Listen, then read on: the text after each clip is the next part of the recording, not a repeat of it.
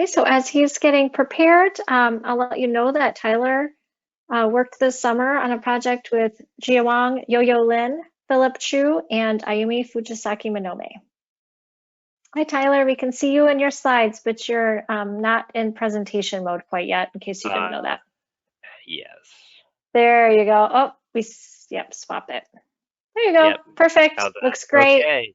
Sounds Great. good. Thanks, Tyler. Okay, I'll get started. Hello, my name's Tyler Summers, and this summer I worked on the Hindcast of Arctic September ice cover using teleconnection forcings. I worked with Jia Wang, Yuchen Lin, Ayumi Fukusuki Monomi, and Philip Chu. I would also like to quickly thank Mary, Michelle, Aubrey, and Chinchin for their assistance, and the Sigler Summer Fellowship for the funding for this project.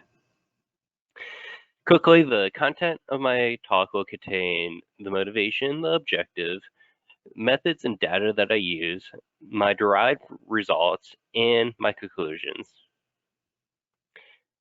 So the motivation of this project is due to the decreasing Arctic sea ice seen in recent decades, as shown on the figure on the right.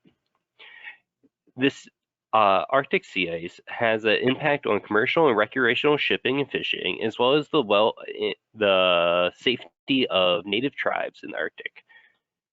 The reason why we want to use teleconnection patterns to model Arctic sea ice is because teleconnection patterns are well understood and well documented.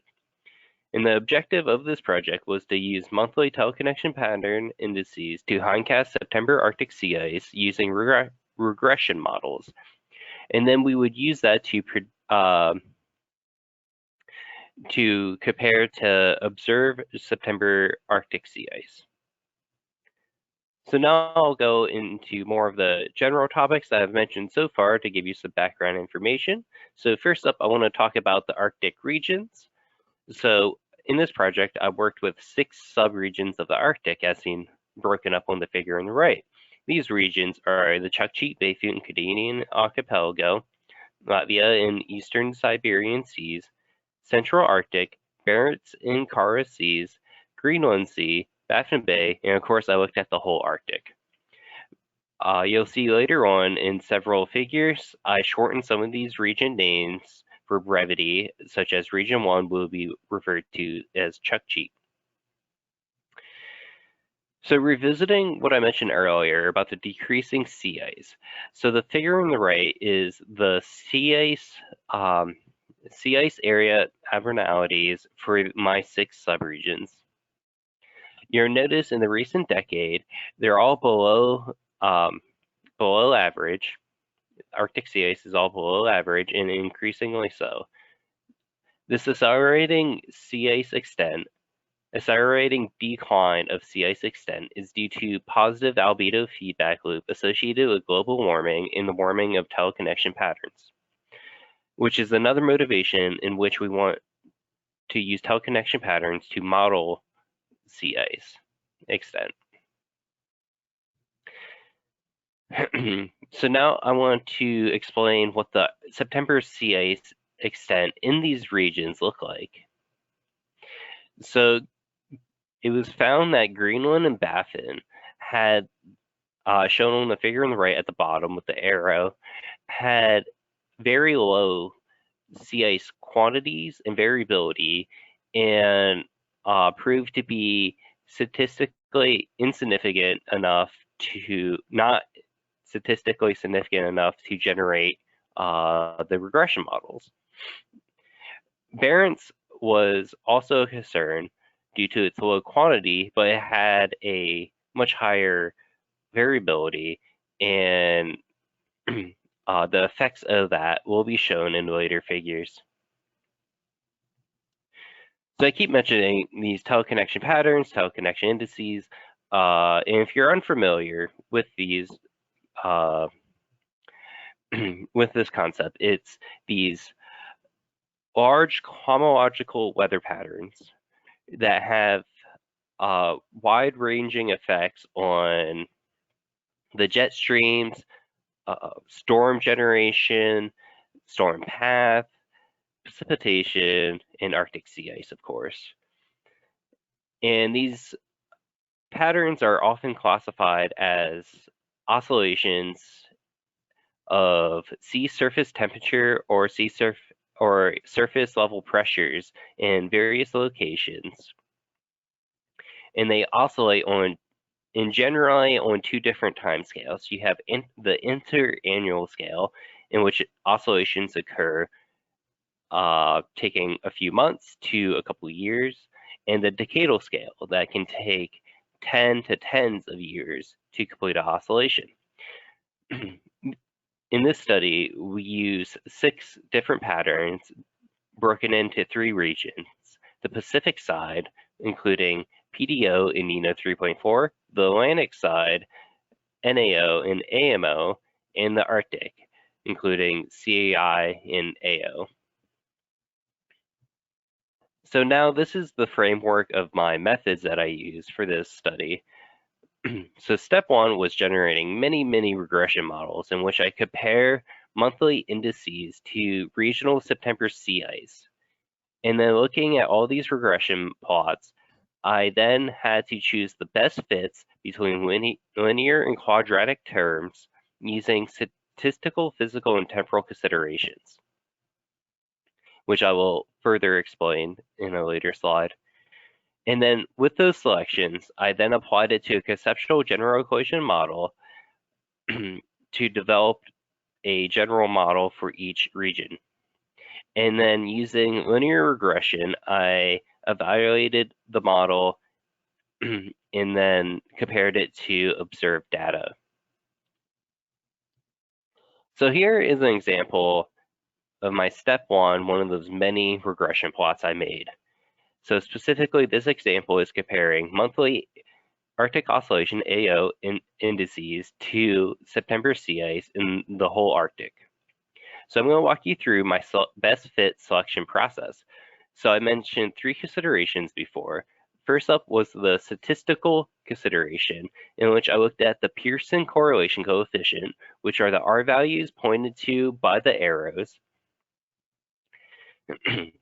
So the Pearson correlation coefficient describes the correlation between how significant the correlation between 2 variables are. It ranges from -1 to 1. The signs indicate whether the variables are negatively correlated, such that one increases while the other one decreases, or positively correlated, such that they increase and decrease together. Also, the magnitude of the number, so a correlation coefficient closer to -1 or 1 has a greater linear correlation. One thing you might notice on all of the R values on this plot is that they're all relatively low, but I still wanted to choose the most significant correlation leading up to September, not including September. So initially, I would choose July based on statistical considerations. But when considering the physical consideration, such that it is expected based on previous studies that AO should be negatively correlated with the Arctic sea ice, we disregarded July and switched focus to the second most significant, statistically significant fit month, which is February. Now, typically, in other cases, we would consider temporal considerations in which we have a preference for later months, such that we will choose a less statistically significant fit if that fit is closer to September. That did not apply to this example, but anyways. Also, another consideration we looked at is the quadratic and linear terms. And for this example, both the linear and quadratic terms were of similar order, so we selected both of those for the model. So we repeated this process for each index for each region. Here's an example of the complete selection made for the Arctic region. You'll notice here with a better, more easily viewable R values, again, these are all relatively low, and they're accompanied with the p-values of this test statistic. A p-value just shows the significance of a statistic, and the lower the p-value is, the more significant that statistic is. One thing to note is that these selections are unique for every region, both in size and monthly selection. So with the selections completed, I then applied it to the conceptual model, in which is broken into 5 groups of terms. So you have the interannual terms. This is the AO index, the CAI, the NAO, and the NINA 3.4. The second group of terms is the interaction between those interannual terms. The third group is the 2 decadal indices, AMO and PDO. The fourth group is the interaction between the decadal and interannual terms, and the fifth group is the interaction between the 2 decadal terms. So using the Arctic example, the Arctic best fit selection example that I showed previously, I applied it to the conceptual model and developed this general equation. And then using a linear regression model, I determined the beta coefficients A, B1, B2, and so on, and produce this regression model. So I did this for all 5 of my regions, and then compared it to the observed data and produced these figures. So this is the Chukchi and Siberian regression models. And the first thing you'll notice here is the correlation coefficients for these 2 models are significantly higher than any of the correlation coefficients previously shown. Similarly for the Central Arctic and the Barents. Now you'll see here that the Barents has the lowest correlation coefficient out of all the models, but is still above 95% significance. Now, this lower model correlation could be contributed to the much lower sea ice quantity and variability in comparison to the other regions. Here is the Arctic, as well as a summary of those statistics. So to conclude, the Hindcast regression models using monthly indices versus September sea ice with had more than 95% significance. We also found that individually, any index in comparison to sea ice, September sea ice, had a weak correlation, but together they proved to generate a much stronger correlation. We also found that these models work best in regions with large and variable ice records. This also shows great promise in utilizing these Hindcast regression models to project September sea ice cover.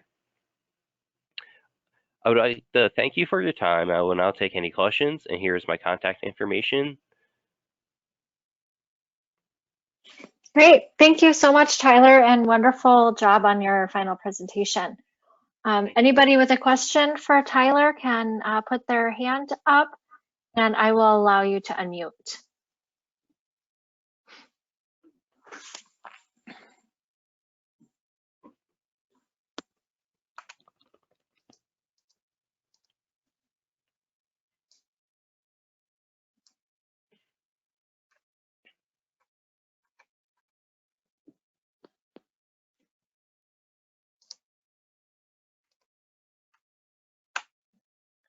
Right, I'm not seeing any hands go up or anything in the chat. So again, feel free to add anything in the chat that you'd like to ask Tyler, and we'll get him that question to answer.